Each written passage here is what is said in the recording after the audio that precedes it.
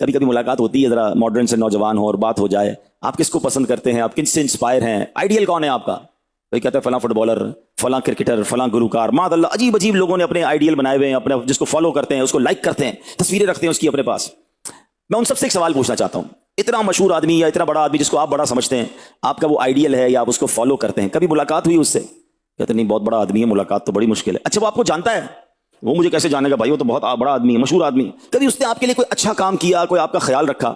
ارے مولانا صاحب کیسی بات کر رہے ہیں، کبھی جانتا ہی نہیں، پہچان ہی نہیں ہے، تو میرا خیال کیسے رکھے گا؟ یعنی تم اس کے پیچھے بھاگ رہے ہو، نہ تمہیں جانتا ہے، نہ پہچانتا ہے، نہ تمہارا خیال کرتا ہے۔ میں تو اس سے محبت کی بات کر رہا ہوں کہ جب میں اور آپ پیدا بھی نہیں ہوئے تھے، 1450 سال پہلے وہ دنیا میں آتے ہیں تو ہمیں یاد کرتے ہیں، راتوں کو جاگ جاگ کر امت کے لیے دعائیں کرتے ہیں، آنسو بہاتے ہیں رب کی بارگاہ میں، کس لیے؟ ہمارے لیے۔